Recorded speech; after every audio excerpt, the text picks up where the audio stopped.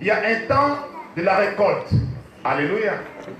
Mais il y a une période entre le temps qu'on a sémé et le temps qu'on va récolter. Oui, à la semence, il y a eu quelque chose qui s'est infiltré. L'ennemi a mis quelque chose qui n'est pas conforme, puisque le champ était supposé être le champ du blé, mais on trouve qu'il y a aussi du vrai parmi le blé. Alléluia. Alors du coup, quitter le stade de la semence jusqu'à ce stade-là de la récolte, il y a un temps entre les deux là. Et pendant ce temps-là, qu'est-ce qui se passe? Alléluia. C'est là où est basé notre séminaire. Notre séminaire n'est pas seulement au niveau de la semence ou seulement au niveau de la récolte, là où on va moissonner, mais le temps qui sépare les deux. Qu'est-ce qui se passe? Alléluia. Amen.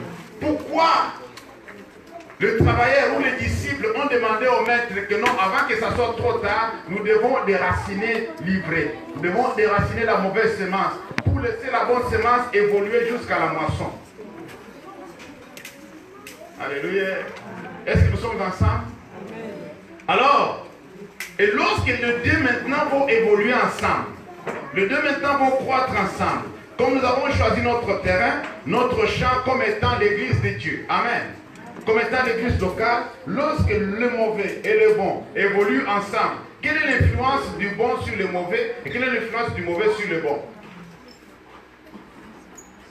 Alléluia. Amen, chrétien. C'est ce que nous sommes en train de voir. Puisque beaucoup de gens se croient que lorsqu'ils viennent à l'église, tout va bien et tout va aller bien. Mais faites attention, soyez prudents. Alléluia. Nous avons vu les églises qui ont commencé le matin et le soir se sont dispersés. Des ministères qui ont commencé mais ne sont pas allés loin. Mais Jésus a dit une chose, moi je bâtirai mon église. Alléluia. L'église de Jésus, l'église où Jésus est le pasteur, les portes de ce jour de mort ne prévaudront jamais contre cette église. Cette église durera pour l'éternité. C'est-à-dire, après avoir traversé des moments, des périodes, des siècles, l'église va se retrouver au ciel avec Christ. Alléluia. Amen. C'est une église éternelle. Mais dans cette église-là, c'est là où ils donnent l'image pour dire que non, voilà comment est l'image du royaume des cieux.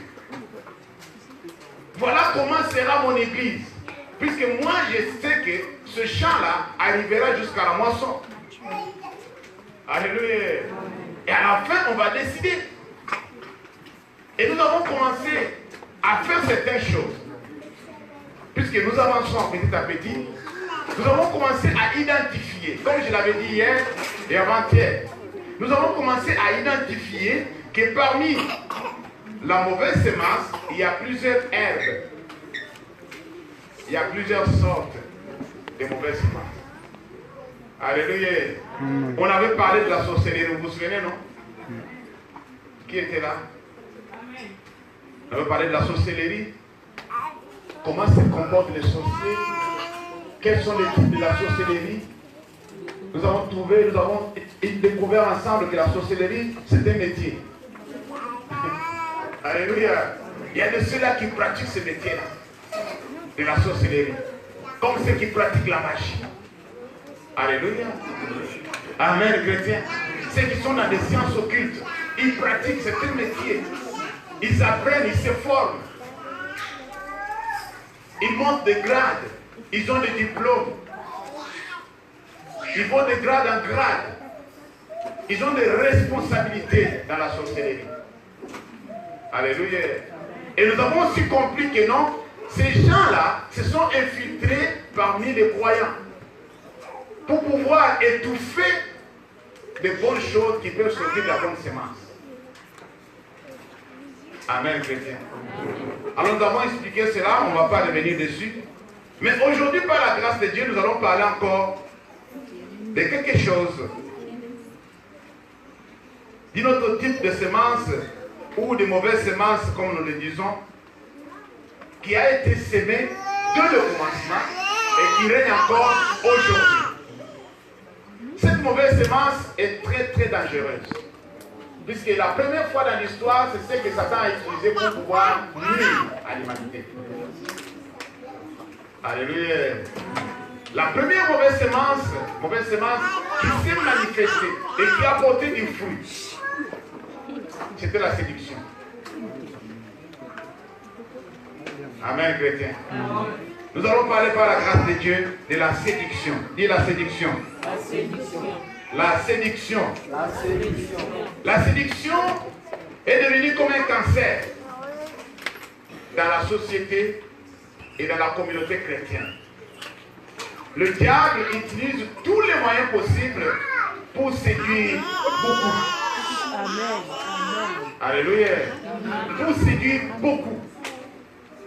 Et la séduction a été déguisée, a été transformée dans diverses formes et images. Et parfois, les gens ne se rendent pas compte que ça, je suis en train d'être séduit. Ils se laissent faire. À la fin, ils se retrouvent quelque part. Ils disent, ah, si je le savais. Alléluia. La séduction. Nous allons d'abord définir la séduction. La séduction décrit un comportement particulier chez une personne qui cherche à attirer l'attention d'une autre personne. Un comportement particulier d'une personne qui cherche à attirer l'attention d'une autre personne. Vous avez compris quelque chose là? Amen. C'est un comportement, la séduction. Et ce comportement-là est particulier. Et la personne qui possède ce comportement cherche à attirer l'attention d'une autre personne. Pourquoi il attire l'attention d'une autre personne? Il met en pratique, il met en place, en avant plutôt ses avantages parfois et son charme, afin d'avoir un bien particulier avec, un lien plutôt particulier avec cette personne. Le problème c'est quoi? Lorsque la personne veut utiliser ce comportement-là pour pouvoir avoir une autre personne, il va mettre en place, il va mettre en avant des charmes. Alléluia. Il va mettre en avant certains caractères. Il va te faire voir certaines choses qui vont attirer ton attention. Et lorsque tu vas être attiré par la chose là, il t'amène pour une autre chose. Non, vous n'avez pas compris. Alléluia. La personne a découvert que tu as un défaut. Tu es attiré à certaines choses. Alléluia. Tu es attiré par certaines choses. Et à partir de ces choses-là, on peut t'avoir. Alors, dans la société, nous savons qu'il y a des faiblesses, il y a aussi des compétences. Dis amen à cela. Alors, chacun de nous a ses faiblesses, chacun de nous a ses... Alléluia. Amen. Alors, l'ennemi capitalise sur nos faiblesses, sur nos incapacités, ce que nous ne sommes pas capables de tenir. Je n'arrive pas. Tu t'es déjà dit une fois comme ça? C'est plus fort que moi. Je n'arrive pas à m'abstenir. Alléluia.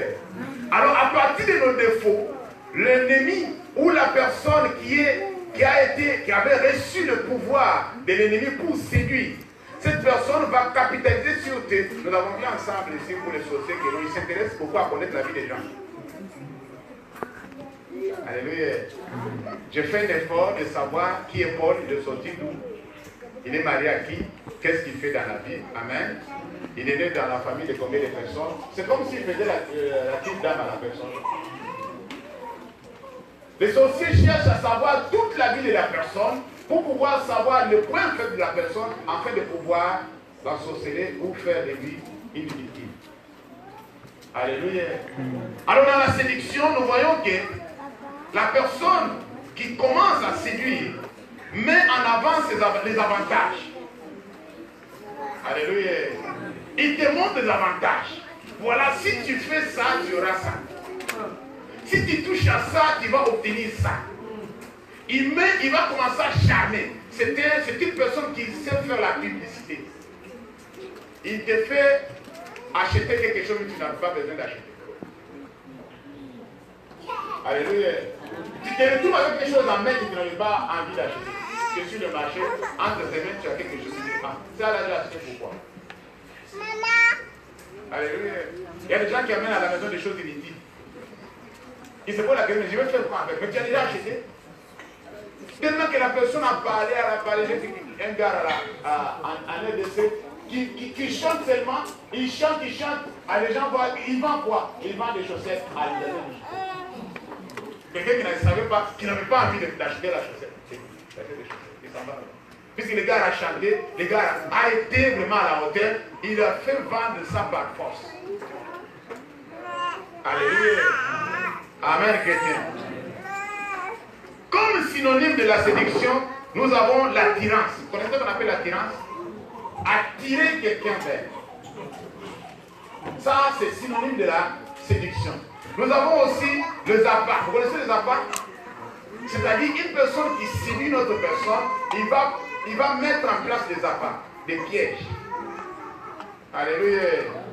Il va, comme on faisait quand on était tout petit pasteur, on va amener, non je n'ai pas volé, on va jouer avec la poule, on jette des grains de maïs, on avance.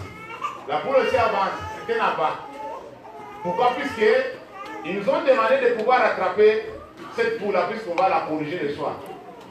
Et du coup, si on commence à courir dans le quartier pour pouvoir attraper la poule, ça ne va pas être bien, on va se fatiguer. On dit bon, vous cherchez seulement le maïs, des grains de maïs, vous jetez et vous l'amenez vers la maison. Amen.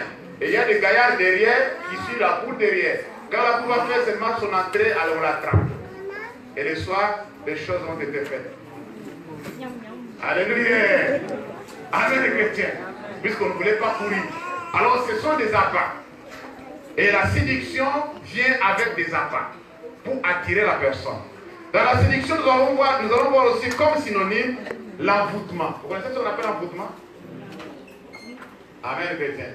La personne qui séduit, il a le pouvoir d'envoûter. Il va chercher un peu à te distraire. Il va te faire voyager un peu dans le temps, dans l'espace. Tu vas oublier là où tu es malgré que tu es présent. Et tu vas avaler tout ce qu'il va te dire. C'est à la fin, tu vas dire que non, mais qu'est-ce que je dis là? Tu as dit oui. Sans savoir ce qu'il faut dire. Alléluia. Tu te retrouves avec la personne, tu te trouves en train de faire quelque chose avec la personne, mais tu ne sais pas comment tu es arrivé là. Tu as été envoûté. Alléluia. Beaucoup sont envoûtés comme ça. Et qui n'arrivent pas. Je le vois tout le temps. Comment tu dois le voir tout le temps? Amen, chrétien. Tu dois le voir tout le temps. Pourquoi? C'est pas normal de le voir tout le temps. Tu n'arrives pas à dormir. Comment toi tu ne peux pas dormir à cause d'un individu? Tu n'arrives pas à dormir. Et tu vois ça normal. Amen, chrétien. Tu n'arrives pas à dormir. C'est grave ça. Oh, je pense toute la nuit. Tu penses à quoi? Tu penses à quoi? Tu as été envoûté. Dis amen à cela. Dis amen. Ce n'est pas toi qui es envoûté. Dis seulement amen. Je ne vais pas dire que tu es envoûté. Par la grâce de Dieu, tu n'es pas envoûté. On parle aussi de la fascination. Il y a des gens qui sont fascinés de certaines choses. Des voitures, des belles choses. Amen. Des habits. Ils sont vraiment fascinés par des choses. Alors, l'ennemi aussi utilise ça pour pouvoir les attirer et les mettre hors de la portée de Dieu. De les écarter du bon chemin. Lorsque tu commences à te donner à une chose totalement, cette chose-là devient maintenant ton idole. Alléluia. Dès que tu deviens idolâtre, tu as péché contre Dieu. Puisque tu as pris la place de Dieu, tu as placé la chose. Et la chose commence maintenant à être comme ton Dieu. Si tu n'as pas vu cette chose-là, tu ne peux pas dormir. Tu ne peux pas sortir. Tu rentres dans la maison, tu ne vois pas ta chemise, tout le monde est en désordre. Mais ma chemise est où? Mais la chemise c'est quoi? Alléluia. La chemise c'est quoi? Si tu n'as pas vu la chemise, tu cherches l'autre chemise, tu te mets ton chemise et tu t'en vas. Oh non, cette chemise-là, mais qu'est-ce qu'il y a dans cette chemise-là? Amen, chrétien. Soyons prudents. Nous allons avancer. C'est maintenant nous voulons entrer maintenant dans notre message. La première séduction de l'homme s'est passée dans le jardin d'Éden. Dis amen à cela. Nous sommes dans Genèse chapitre 3. C'est là où nous allons commencer notre message et nous allons lire ensemble la parole de Dieu. On se met tous debout. Genèse chapitre 3, à partir du verset 1er jusqu'au verset 19. Je lis au nom de Jésus. Le serpent était le plus rusé de tous les animaux sauvages que l'Éternel Dieu avait fait. Il dit à la femme, Dieu a-t-il vraiment dit, vous ne mangerez aucun des fruits des arbres du jardin? La femme a répondu au serpent, nous mangeons du fruit des arbres du jardin. Cependant, en ce qui concerne le fruit de l'arbre qui est au milieu du jardin, Dieu a dit, vous n'en mangerez pas et vous n'y toucherez pas, sinon vous mourrez.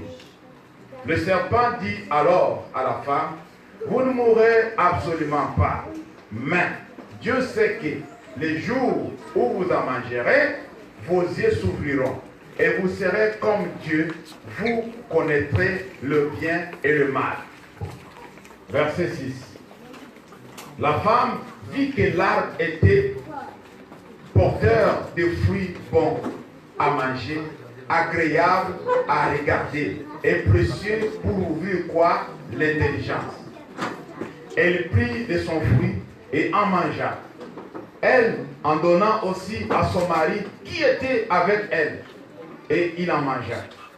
Leurs yeux à tous les deux s'ouvrirent, et ils prirent conscience qu'ils étaient nus. Ils attachèrent des feuilles de figuier ensemble et s'enfirent des ceintures. Quand ils entendirent la voix de l'Éternel Dieu en train de parcourir le jardin vers le soir, l'homme et sa femme se cachèrent loin de l'Éternel Dieu au milieu des arbres du jardin. Cependant, l'Éternel Dieu appela l'homme et lui dit, où es-tu? Il répondit, j'ai entendu ta voix dans le jardin et j'ai eu peur parce que j'étais nu. Alors, je me suis caché. L'Éternel Dieu dit, qui t'a révélé plutôt, selon la version, qui t'a révélé que tu étais nu? Est-ce que tu as mangé du fruit de l'arbre dont je t'avais interdit de manger? L'homme répondit, c'est la femme que tu as mise à côté de moi qui m'a donné de ces fruits. Et j'en ai mangé. L'Éternel Dieu dit à la femme, pourquoi as-tu fait cela? La femme répondit, le serpent m'a trompé. Ou dans d'autres versions, le serpent m'a séduite. Amen. Et j'en ai mangé. L'Éternel Dieu dit au serpent, puisque tu as fait cela, tu seras maudit parmi tout le bétail et tous les animaux sauvages. Tu marcheras sur ton ventre et tu mangeras de la poussière tous les jours de ta vie. Je mettrai l'hostilité entre toi et la femme, entre ta descendance et la descendance de celle-ci. Et la descendance plutôt de celle-ci t'écrasera la tête et tu lui blesseras le talon. Il dit à la femme, j'augmenterai la souffrance de tes grossesses. C'est dans la douleur que tu mettras des enfants au monde. Tes désirs se porteront vers ton mari, mais lui, il dominera sur toi. Il dit à l'homme, puisque tu as écouté ta femme et mangé du fruit au sujet duquel je t'avais donné cet ordre, tu n'en mangeras pas. Le sol est maudit à cause de toi.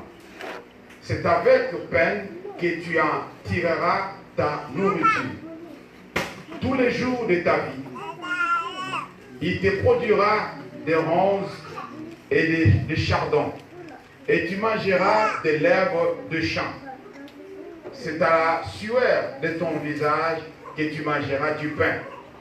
Et c'est jusqu'à ce que tu retourneras à la terre ou à la poussière, puisque c'est d'elle que tu as été tiré. Oui, tu es poussière et tu retourneras à la poussière. Parole du Seigneur. Amen. Merci beaucoup.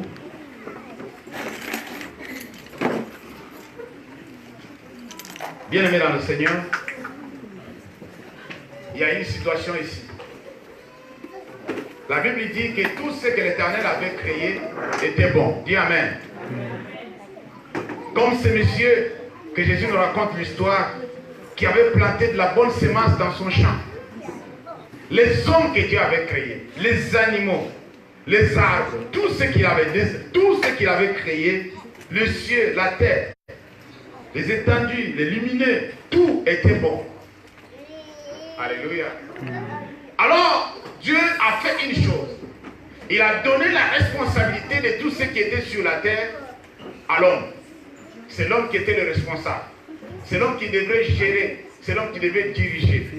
En quelque sorte, il a cédé son pouvoir à l'homme. Il a donné à l'homme son autorité, son pouvoir. Il a dit à l'homme, tu vas maintenant gouverner, tu vas gérer ça. Tu seras le représentant légal de Dieu sur la terre. Une grande responsabilité. Et le diable aussi, voyant cela, il était jaloux. Moi, on ne m'a jamais responsabilisé des choses. Je n'ai jamais été accepté depuis ma chute. Je suis en train de me promener de gauche à droite. Moi qui étais l'ange de lumière. Qui est l'homme pour que Dieu se penche sur lui? Alléluia. Amen. Il est venu, il a choisi l'animal qui était le plus rusé de tous les animaux du jardin. Il n'a pas choisi l'animal par hasard. La Bible dit qu'il était le plus rusé. Le diable est entré dans le serpent. Il a possédé le serpent. Il est allé maintenant voir la femme. En voyant la femme, il a commencé à poser des questions, à créer des doutes, à mener la femme à être séduite, comme elle-même l'a dit. Elle a compris à la fin que j'étais séduite par le serpent. Amen. Et dit à la femme, est-ce que réellement l'Éternel a dit? Qu'est-ce que l'Éternel a dit? Du coup, là, la mauvaise semence a commencé à opérer. A commencé à donner des doutes à la femme et à la parole qu'elle avait reçue de la part de Dieu.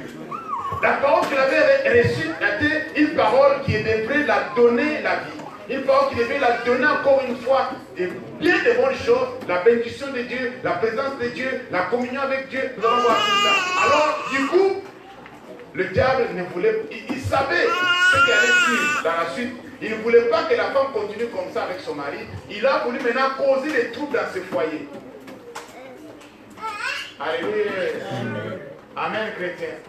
Lorsqu'il y a une mauvaise semence dans le foyer, tout le foyer est contaminé.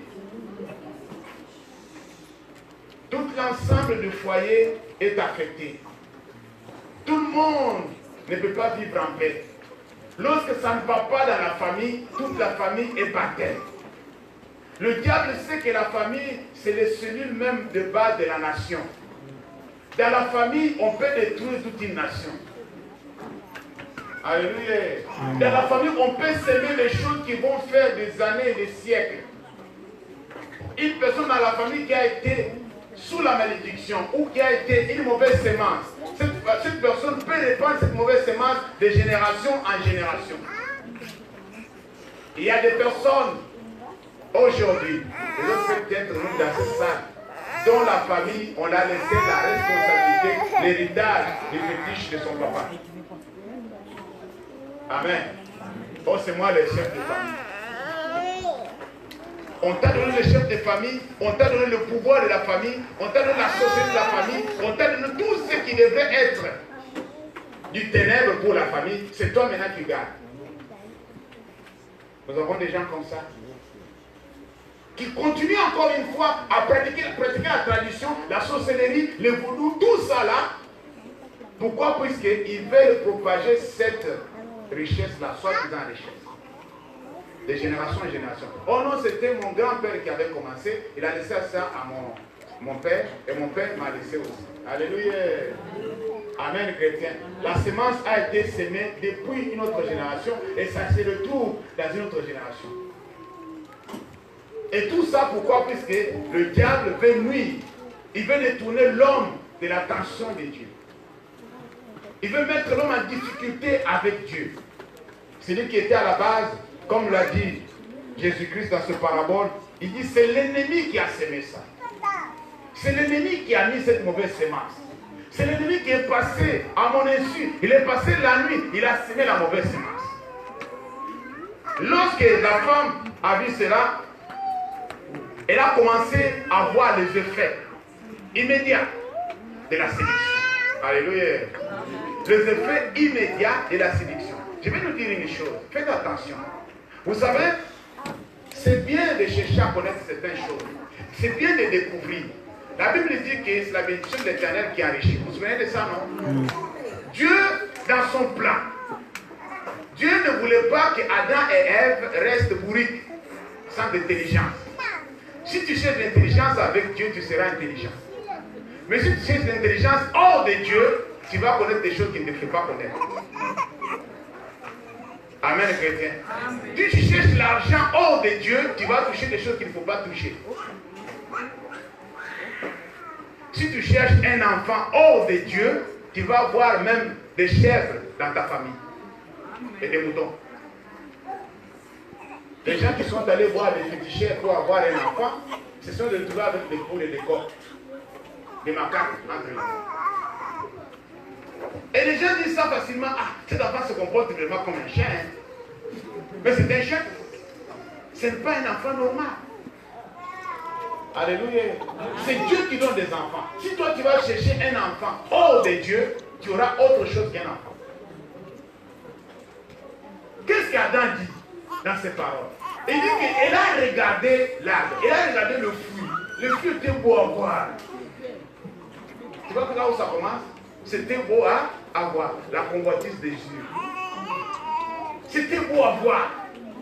D'abord, ça lui a attiré. L'apparence du fruit même, c'était beau. C'était très très beau. Elle était poussée à pouvoir toucher le fruit là et le prendre la main comme ça. Amen. Elle a touché, elle a dit, c'était aussi bon pour ouvrir quoi? L'intelligence. C'est là où tout a basculé. C'est là où le diable voulait l'amener. L'intelligence, ce n'est pas le diable qui les donne. Ce n'est pas que Dieu a créé l'homme pour que le diable puisse venir l'enseigner comme un professeur. Non. Est-ce que vous l'avez dit? Et on n'avait pas donné l'homme à la responsabilité du diable pour pouvoir l'enseigner. Comment vivre dans le monde. Dieu qui l'avait mis dans le monde, il savait comment l'enseigner. Il savait comment les conduire. Il savait comment l'éclairer. Et aujourd'hui, nous voyons maintenant les gens qui sont en train de faire des choses par l'intelligence qu'ils ont reçu de la part du diable, des choses qui nuisent même à la communauté. Est-ce que vous m'avez dit? Ils sont tellement intelligents qu'ils sont devenus fous. Ils font des choses de malades par l'intelligence. Ils inventent des choses inutiles par l'intelligence. Ils font des recherches qui ne sont même pas utiles pour la société, mais par quoi? L'intelligence. La Bible dit, dans les derniers jours, l'intelligence est beaucoup plus Alléluia. Amen. Amen, chrétien. Vous vous réjouissez que les gens sont en train de faire des choses. Vous êtes content de voir le micro, vous êtes content de voir les tablettes, les téléphones. Mais nous sommes en train d'aller à la dérive. On avance petit à petit. Puisque les choses qu'ils vont inventer tout de suite là, les choses qu'ils vont commencer à faire, c'est les choses qui vont commencer à contrôler ta vie même depuis le satellite. Alléluia. On te contrôle depuis le satellite, mais comment l'antéchrist ne peut pas venir au pays? Dieu contrôle quelqu'un chez lui à la maison, il te contrôle bien. Il sait ce que tu fais, où tu vas, avec qui tu es, il sait où t'attraper. Il y avait des gens qui, jadis, quand on grandissait, lorsqu'il veut tendre un piège à quelqu'un, il va se renseigner d'abord de ses mouvements. Savoir comment il se déplace. Quand il quitte les champs, il va où? Quelle est la route que cette femme est en train de prendre pour aller puiser l'eau? Il va se renseigner. Mais aujourd'hui, ça ne sera pas comme ça. Depuis sa maison, il est renseigné déjà. Est-ce que vous avez compris quelque chose? Amen. Alors, si la personne dit que non, à telle heure, la personne quitte tel endroit pour aller à tel endroit, il va chercher à venir s'arrêter quelque part pour attendre cette personne pour pouvoir lui faire du mal. Mais s'il arrivait que tu n'es pas passé à cette heure-là, il va dire, mais hey, comment il n'est pas passé? Sa mission a échoué. Mais aujourd'hui, ce n'est pas comme ça.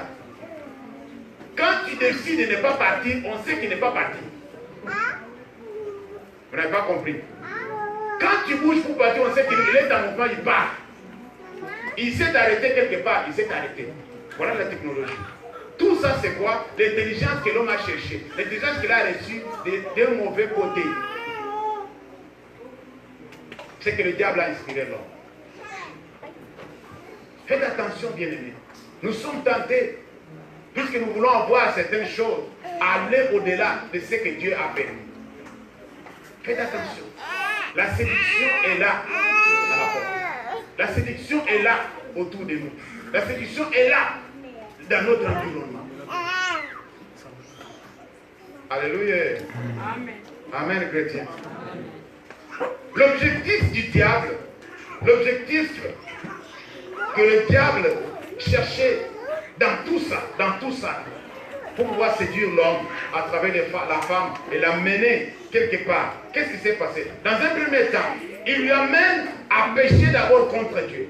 Premier objectif. Alléluia. Dieu était tellement familier à l'homme qu'il venait le visiter tout le temps. Ils étaient amis. Ils collaboraient bien. Mais pour mettre l'inimitié entre l'homme et Dieu, il faut seulement pousser l'homme à pécher contre Dieu. Alléluia. Nous avons vu ça dans l'histoire de Daniel. Nous n'allons pas lire ça. Les gens ont cherché à accuser Daniel. Mais ils ont dit, on ne peut pas trouver la faute ailleurs. Il faut seulement chercher la faute dans la loi de son Dieu. Alléluia. Ça, si tu l'interdis de ne pas le faire, même si tu vas les tuer, mais il va le faire. Puisque ça, il obéit Dieu, même jusqu'à la mort. Alors, au roi, tu vas prononcer l'interdit par rapport à tous ceux qui adorent d'autres dieux que le statut que tu as établi. Alléluia. Amen, chrétien. Chaque fois que le diable voulait avoir les enfants d'Israël, il poussait toujours à pécher contre Dieu. C'est la même méthode qu'il a utilisée avec Adam. Il utilise encore dans toute génération. Même aujourd'hui, c'est la même méthode qu'il est en train d'utiliser. Te pousser à pécher contre Dieu. Lorsque tu arrives à pécher contre Dieu, alors la bonne semence qui est en toi est corrompue. Dieu ne voit plus que tu es une bonne personne. Il te voit une mauvaise personne. C'est la raison pour laquelle Jésus est venu. Pour faire de toi une bonne personne devant Dieu. Alléluia. Amen, chrétien. Nous avons des choses que nous avons héritées. Ces choses-là font que lorsque Dieu nous voit, il n'est pas content. Il s'irrite. Il est en colère. Il a fallu que Jésus puisse apaiser la colère de Dieu.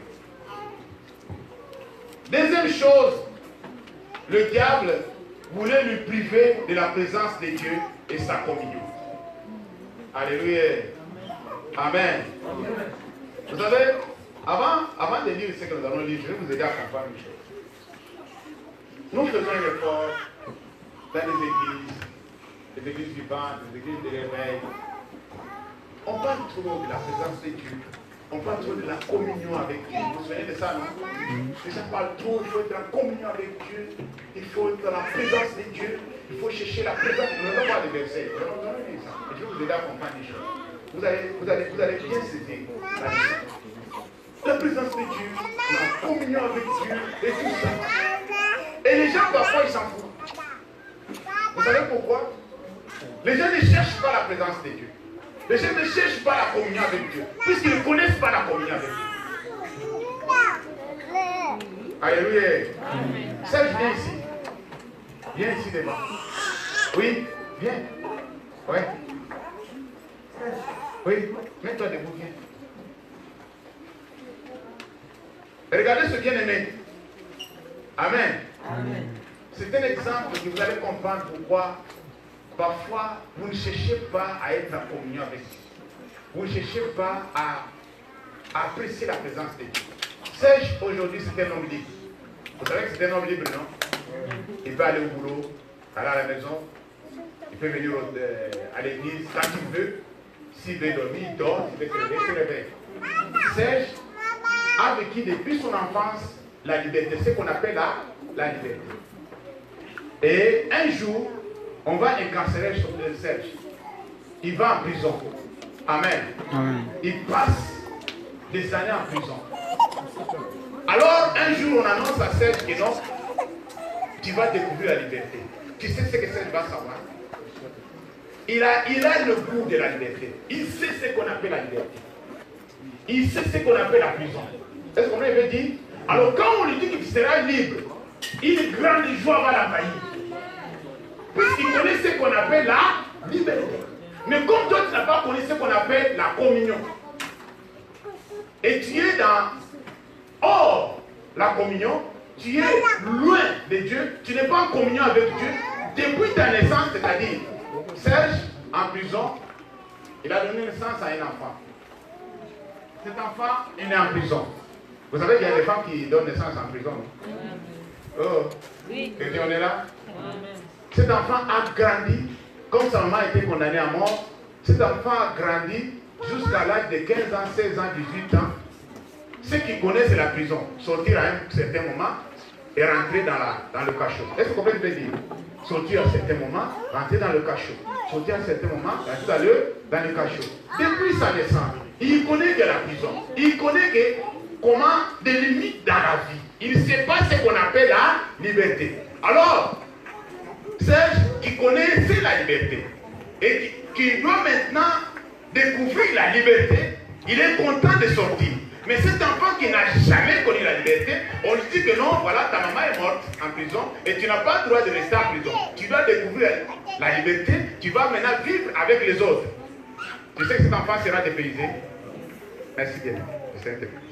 On attend pour lui. Un autre exemple. Nous regardons tous les documentaires. Il y a des animaux qui sont nés en captivité. Et les dresseurs, les gens qui ont élevé ces animaux, à un certain moment, ils disent que non, nous allons les amener en brousse pour les aider à s'adapter à la vie sauvage. Tu sais que ce n'est pas facile. Si c'est un oiseau, il ne sait pas voler. Il a grandi, mais il ne sait pas voler. Si c'est un chimpanzé, il voit les autres comme si c'était ses ennemis. Lui, il est habitué avec les humains. On l'a nourri avec des biberons. Alléluia. Amen, chrétien. Alors pourquoi les enfants de Dieu ne désirent pas la communion avec Dieu? Puisqu'ils ne connaissent pas la communion avec Dieu. Ils ne désirent pas la présence, puisque tu n'as pas dit à un homme comme Moïse que Dieu t'a privé de sa présence. Et Moïse va dire, vraiment ça c'est ma mort. Puisque Moïse était habitué à être dans la présence de qui? De Dieu. Moïse était habitué à parler avec Dieu. Alors si Dieu va le priver de sa présence, c'est la mort de Moïse. Il dit, c'est fini. Pour moi, c'est fini. Puisque je sais ce qu'on appelle la présence de Dieu. Et si on me prive ça, ça c'est fini, ma vie est finie. Alléluia. Amen, chrétien. Comme tu ne connais pas ce qu'on appelle la présence de Dieu, tu n'as jamais expérimenté ce qu'on appelle la communion avec Dieu. Quand on te dit, il faut être en communion avec Dieu, parce que quand la communion avec Dieu, c'est quoi? Alléluia. Disons la parole de Dieu. Lévitique chapitre 22, verset 3. Lévitique 22, verset 3.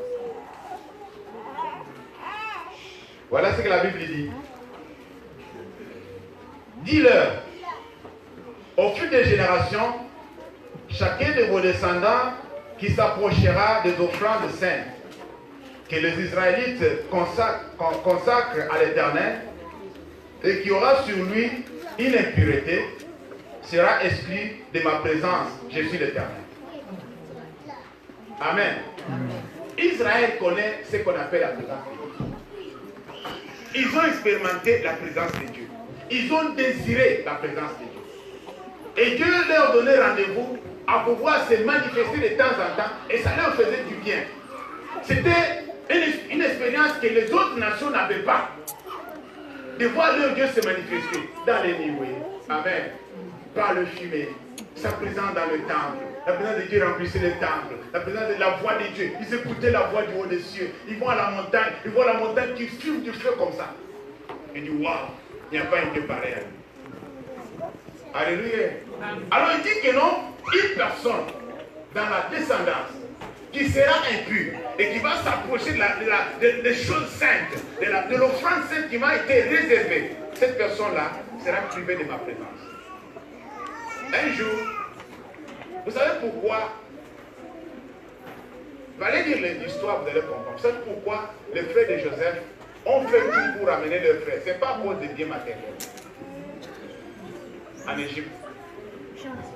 Amen. Ce n'est pas à cause de biens matériels. Le Benjamin de leur famille. Joseph leur avait donné condition. Il dit, si vous revenez ici et que vous ne m'amenez pas votre petit frère, vous ne verrez jamais ma présence. Alléluia. Vous ne verrez jamais ma présence. Ils sont allés dire à leur papa que papa, regarde, on doit retourner en Égypte. Mais cet homme nous a dit, si on n'appelle pas notre frère cadet, on ne verra jamais sa présence. Ça, c'est un homme. Alléluia.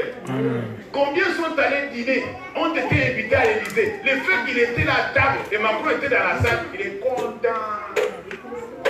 Très content. Oh, tu sais, on était avec chez les présidents, on a mangé ensemble avec les présidents. Puisque là où nous étions partis, les présidents étaient aussi invités. C'est ça ce qu'il a dit. Tout le monde le voit seulement à la télé. Par exemple, moi, je l'ai vu seulement à la télé. Macron, je l'ai jamais vu comme ça. Amen, chrétien. Je le vois seulement à la télé. Mais voir une personne qui est au pouvoir, une personne qui est en puissance, une personne qui règne, une personne qui gouverne, une personne qui décide, ce n'est pas donné à tout le monde. David avait interdit absolument de ne pas voir sa présence pendant un moment. Il a dit, à cause de ce que tu as fait, tu ne verras jamais ma présence. Alors la présence d'un roi, ça dit beaucoup. Alléluia. Et ce roi-là, c'est ton papa. Il dit que tu ne verras jamais ma présence. Mais le jour où on l'a donné l'occasion, il était ravi de voir la présence de son papa. Bien aimé, le diable sait que lorsque nous voyons, nous expérimentons, nous nous approchons dans la présence de Dieu, il y a quelque chose qui se dégage. Le diable était l'ange de la lumière. C'est lui qui dirigeait l'adoration au ciel. Il connaît, il sait, lorsque l'adoration allait arriver à un certain niveau, il savait ce qui s'est dégagé du trône. La gloire qui s'est dégagée du trône de Dieu. Il connaît, il sait, il a été, il a perdu. C'est pourquoi j'ai appelé celle-ci. Aujourd'hui, on dit que non. Dieu décide que non, Satan, tu vas revenir. Il sera content, très content. Amen. Amen, chrétien. Il sera très content puisqu'il sait ce qu'il faisait. Il sait le service qu'il faisait. Et donc, voir ce Dieu-là, que lui avait envié de pouvoir prendre sa place et que Dieu l'a chassé. Voir ce Dieu-là venir visiter l'homme chaque soir. Bien aimé, quelle jalousie il a. Alléluia. C'est pourquoi les sorciers sont jaloux. Puisque leur maître même c'était jaloux. Il était tellement jaloux d'eux qu'il dit non, je ne peux pas permettre qu'une personne qui a été fabriquée, qui a été créée de la poussière, du sable, des poteaux, amen, puisse expérimenter la présence de Dieu. L'objectif était de les éloigner de la présence de Dieu. Je vais vous citer les points que nous aurons à traiter. Par la grâce de Dieu, nous allons les continuer prochainement quand nous aurons encore l'occasion. Il reste encore une chose. On va prendre une chose. Amen. Nous avons dit que l'objectif était de lui priver, en deuxième point, de la présence de Dieu et de sa communion. C'est là que nous allons terminer aujourd'hui. Et troisième point, lui voler sa bénédiction. Quatrième point, lui attirer de la malédiction. Cinquième point, lui amener la souffrance. Et sixième point, lui causer la mort. Voilà l'objectif de la séduction du diable. Voilà pourquoi il a fait tous ses efforts. Pour voir ces choses se réaliser dans la vie de l'homme. Lisons ensemble Lévitique chapitre, Nombre plutôt chapitre 14, verset 34. Nombre 14, verset 34.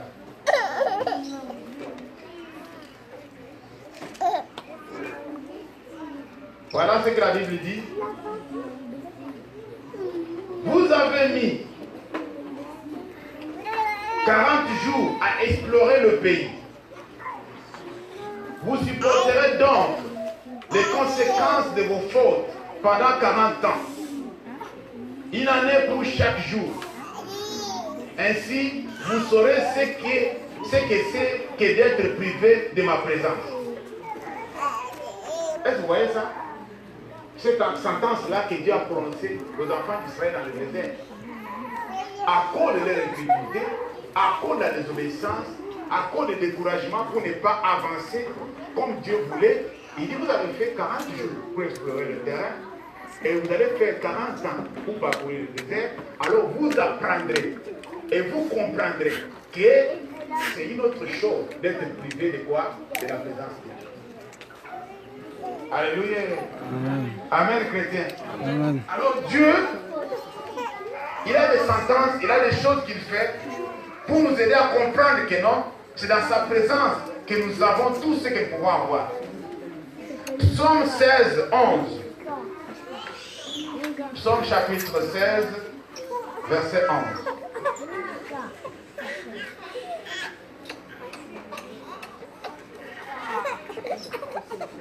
Voilà ce que la Bible dit au verset 11. Tu me fais connaître le sentier de la vie. Il y a de l'abondante joie dans ta présence. Un bonheur éternel est à ta droite. Amen. Amen. Il y a de l'abondance joie dans ta présence. Je vais nous aider à comprendre les choses. Je ne sais pas si je l'avais déjà dit ici. C'est pas que lorsque Moïse allait voir Dieu, il s'est dit que non, je vais aller gêner, comme toi tu le fais aujourd'hui. Amen. Moïse n'a pas dit à la communauté, je vais gêner, puisque je vais être avec Dieu à la montagne pendant autant de jours qu'il faisait. Amen. Moïse allait sur rendez-vous voir Dieu. Avant d'aller, il mangeait comme tout le monde, il prenait sa nourriture, il dit bon, le matin j'ai rendez-vous avec Dieu, il disait à sa famille, bon, je ne sais pas quand je vais revenir, mais j'ai rendez-vous avec Dieu. Il va à la montagne rencontrer Dieu. Puis Dieu lui donnait l'adresse. Il disait, on va se rencontrer telle place. Moïse allait juste là-bas. Mais quand Moïse allait là-bas, comme il était dans la présence de Dieu, Moïse n'avait pas faim, ce n'est pas qu'il gênait. Vous n'avez pas compris. La présence de Dieu, c'était tout ce qu'il voulait. La présence de Dieu lui donnait tout ce qu'il avait besoin. C'est-à-dire, quand tu es là, tu ne te souviens de rien. Tu n'as pas besoin de savoir si l'enfant est à l'école ou pas. Ce n'est pas ton problème, que tu es avec Dieu, le Créateur est là. Alléluia. Tu vois, tu dis Seigneur. C'est pourquoi les disciples ont dit, Jésus, on va construire 3 tentes ici. Vous connaissez l'histoire, non? Oui. Jésus les a fait voir seulement la splendeur, la gloire à venir. Il les a fait voir cette transformation-là, la transfiguration. Et ici qu'on dit, mais c'est que nous devons expérimenter là. On ne peut pas laisser ça. Moi-même, je ne vois pas pourquoi je dois retourner dans le camp. Ceux qui sont restés là n'ont qu'à rester. Nous, on reste ici. On va construire 3 temps. Alléluia. On va rester ici. Vous allez dormir dans les tentes. Nous allons chaque matin, nous sommes là. Même si on ne va pas dormir, on regarde seulement comment vous êtes.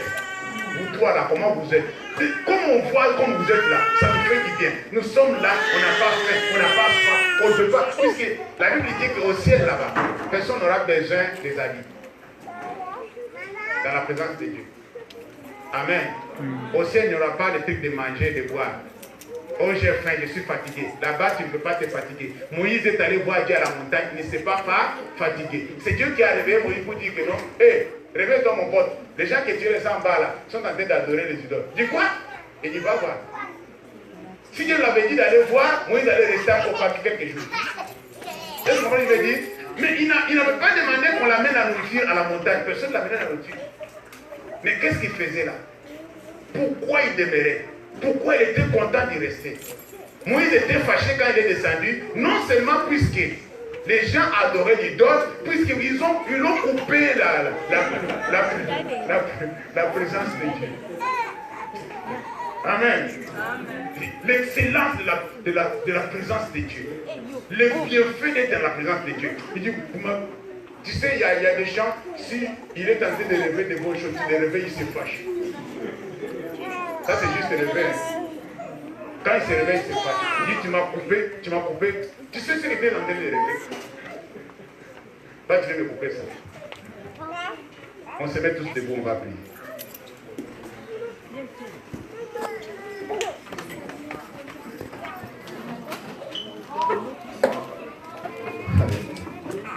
Bien, dans le Seigneur, nous allons prier.